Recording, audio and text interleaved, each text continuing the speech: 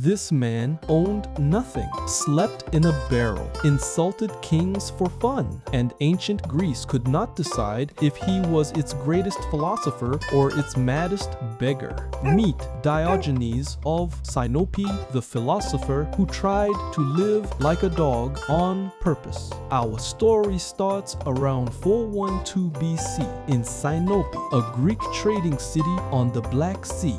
Diogenes' father ran the city mint, the place that literally made the coins, and somehow the money went bad. Diogenes was accused of debasing the currency. Legend says he even asked the oracle at Delphi what to do and got a strange answer.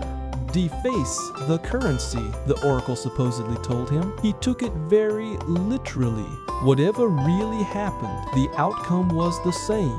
Diogenes was exiled, penniless, from his home city. So he did what any ruined ex-rich kid would do. He walked to Athens. There he found Antisthenes, a gruff old student of Socrates who hated fame, comfort, and visitors. Antisthenes told him to get lost. Diogenes just didn't leave. He kept showing up day after day until the old man gave in and took him on.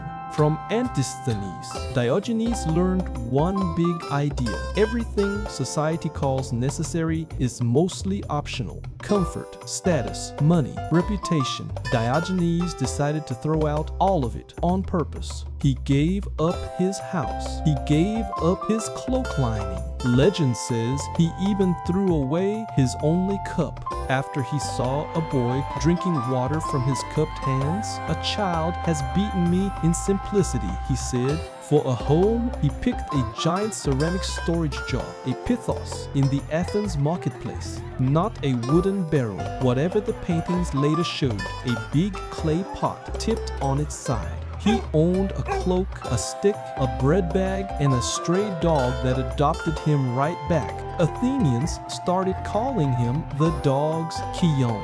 He didn't mind. He leaned into it hard.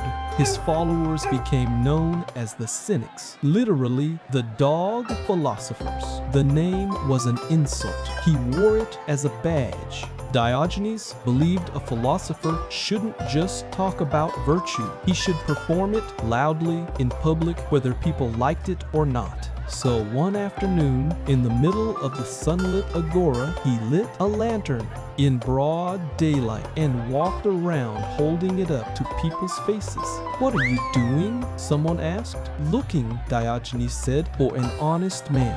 He never found one. He made sure everyone in Athens heard about it anyway.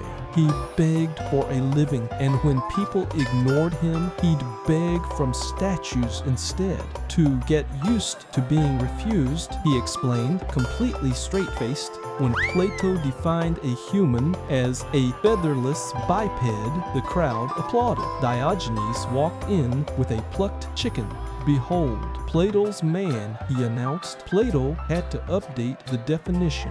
He mocked politicians, insulted philosophers mid-lecture, and once walked backwards through Athens just to make people stare. Every stunt had the same target, the gap between what people said they valued and how they actually lived. This was the heart of his philosophy: autarkia, radical self-sufficiency, need less, and no one can control you. Wealth, status, even a good reputation. To Diogenes, these were leashes other people got to hold. He also called himself something startling for the time, not a citizen of Sinope or Athens, but a citizen of the world. Cosmopolites, the very first person recorded using that word about himself. No tribe, no nation, no city walls, just one shared human community. A wild idea for 4th century Greece. Then, one day, the most powerful man in the world came looking for him. Alexander the Great, fresh off conquering half of Greece, rode out to meet the famous barrel philosopher. He found Diogenes lying in the sun, utterly unbothered. "Ask me for anything," Alexander said. "Anything at all." Diogenes looked up at him and said, "Yes, stand a little out of my sunlight." The most powerful man alive had nothing Diogenes actually wanted. Alexander reportedly walked away saying, "If I were not Alexander, I would wish to be Diogenes." But Diogenes' life wasn't only jokes. At sea one day, pirates captured his ship and took him to be sold as a slave. At the slave auction, asked what he could do, Diogenes pointed at a wealthy buyer and said, "Sell me to that man. He needs a master." The buyer, a Corinthian named Xeniades, was so amused he freed him on the spot and hired him to tutor his own sons. Even in chains, Diogenes decided who was really free and who wasn't. He spent the rest of his life in Corinth teaching exactly as he pleased. He died around 323 BC, the same year as Alexander by most accounts, though the stories of how disagree wildly. The Athenians who once mocked him raised a bronze dog statue over his grave. The insult had become a monument. Centuries later, his radical need nothing, fear nothing philosophy fed directly into Stoicism, the mindset of emperors and slaves alike. A man with no house, no money, and no filter, who still managed to out-argue every king who tried him. Not bad for a dog.